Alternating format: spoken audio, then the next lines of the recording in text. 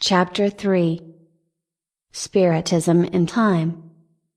We must understand Spiritism as an elaborate plan, aiming at the understanding of man and consequently bringing his self-consciousness.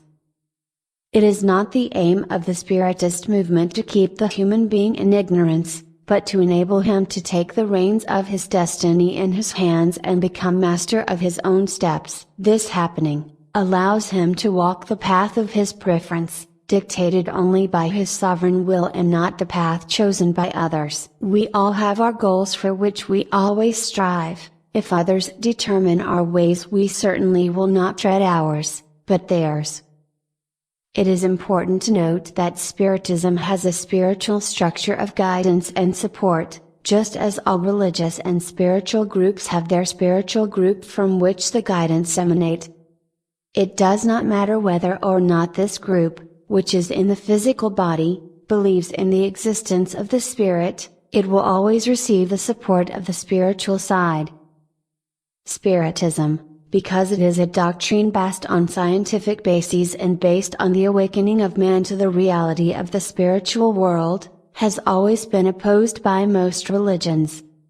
In this fight against Spiritism, all weapons have always been used, even those that hurt by untruth, with the specific purpose of causing harm.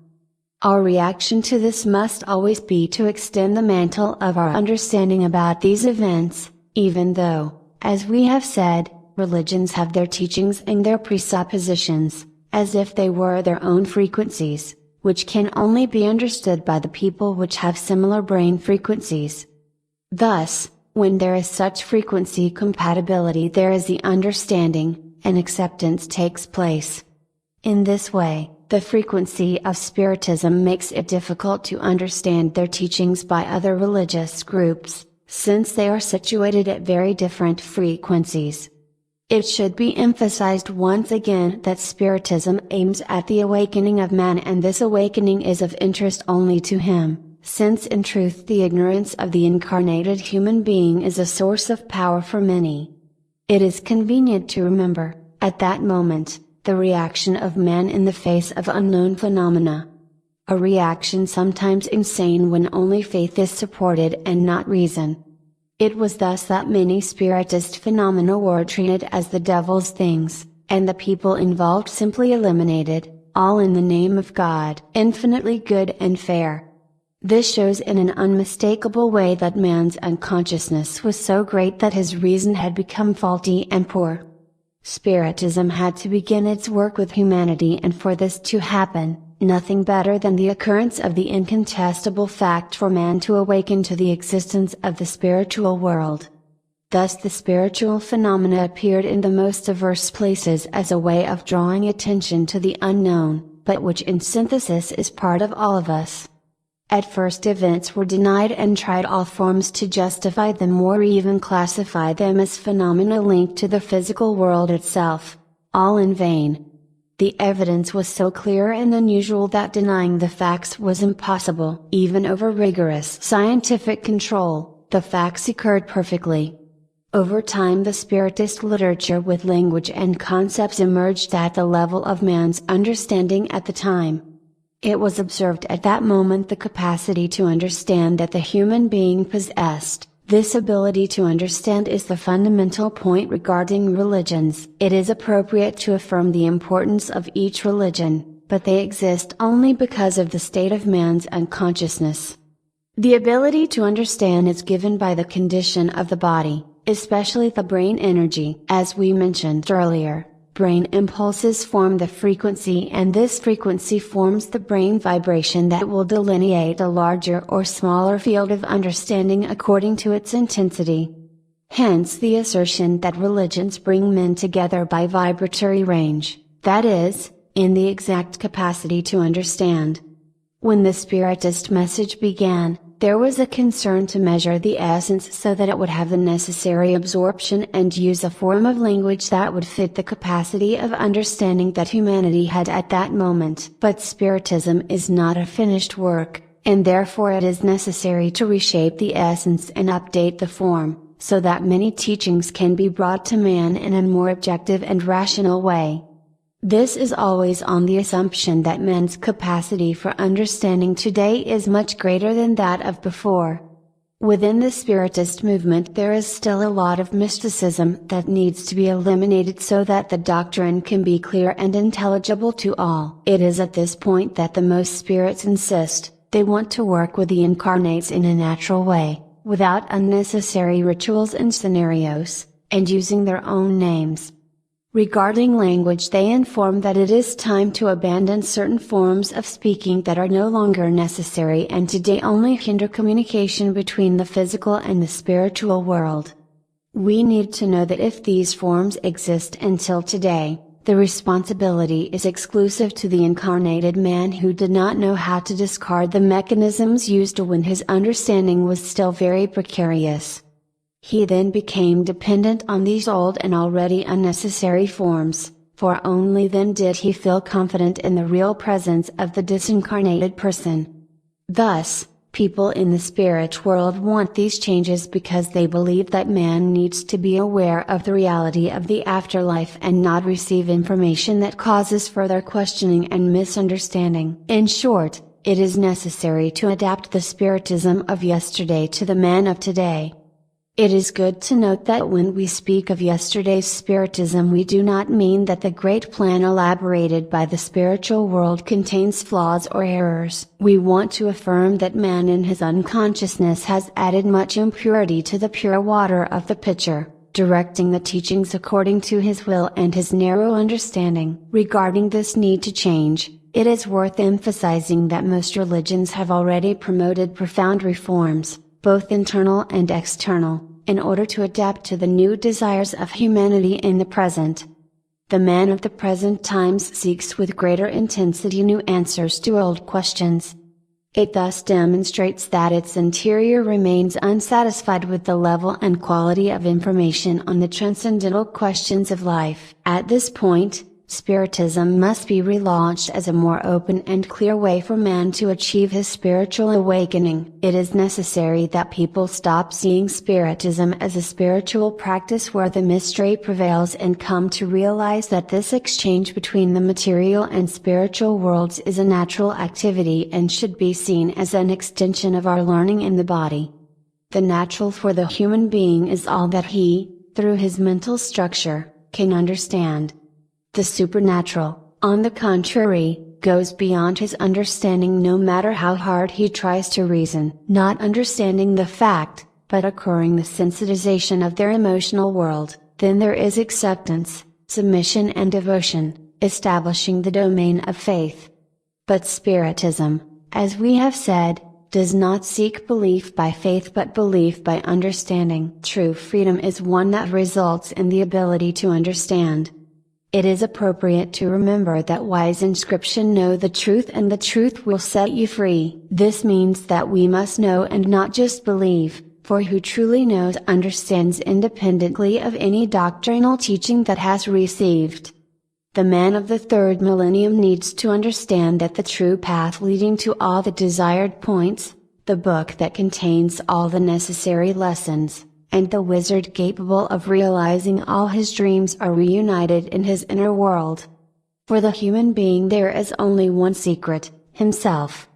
Unraveling this great secret, everything else becomes simple and easy to understand.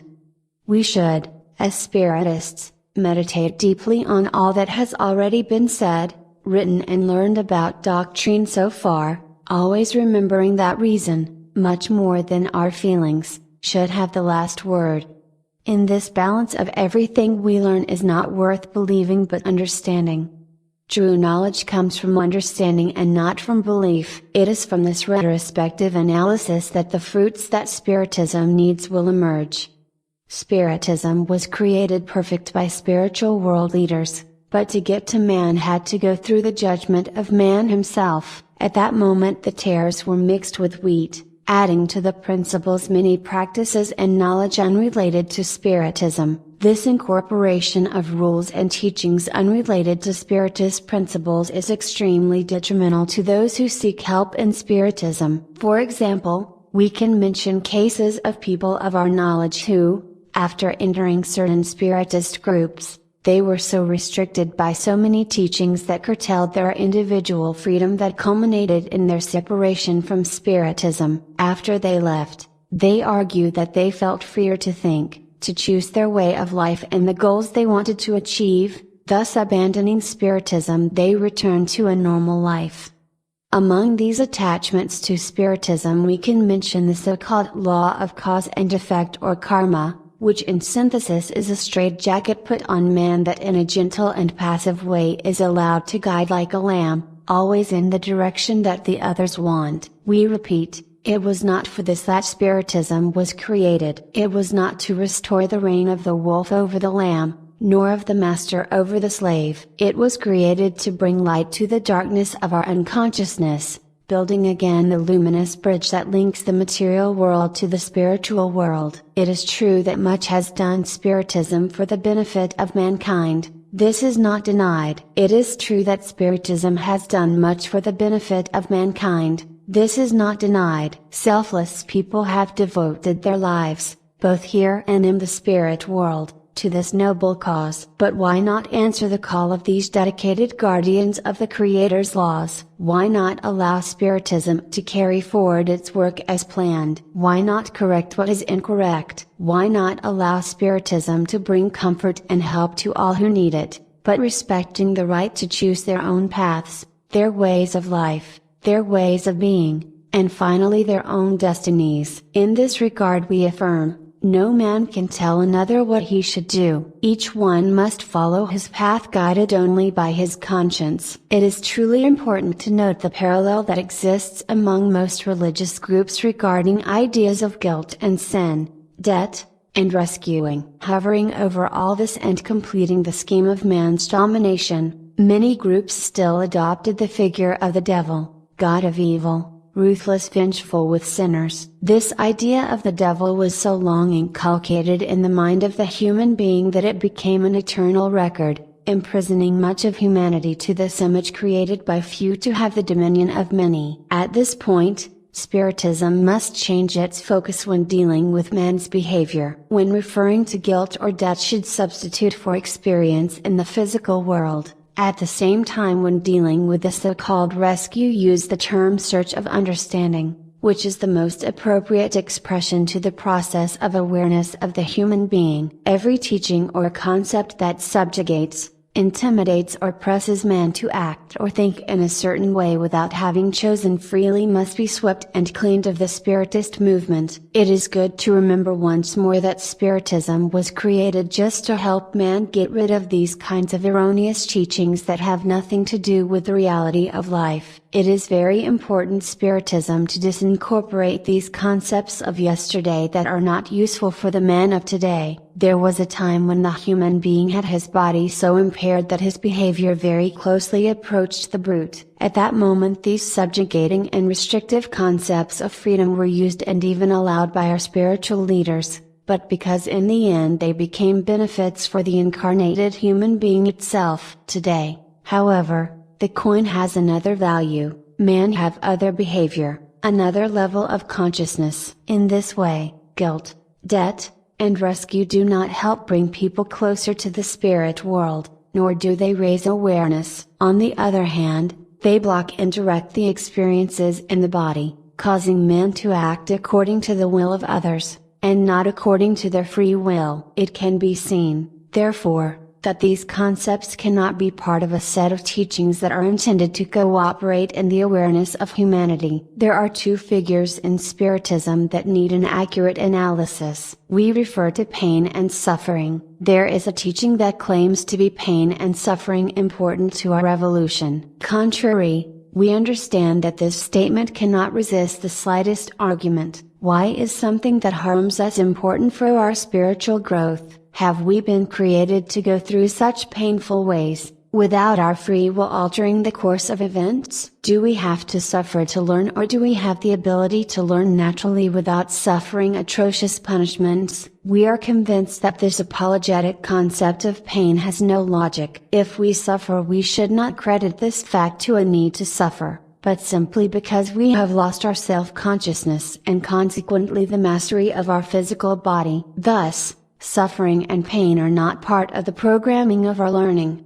In order to clarify the subject better, let us refer to the following example: a spirit in the moment of reincarnation, that is, assuming a material body, verifies that this body contains a serious congenital defect. Even so, he believes he can solve this setback in assuming the body. However, he finds that he can do nothing but suffer to the end of that body. As previously mentioned, the physical body currently used by man on earth does not provide conditions for the human being, when incarnating, to make use of his acquired knowledge throughout his previous lives. Thus, in assuming a new body, the knowledge previously acquired is isolated and is not used consciously due to the energetic blockage of the human brain.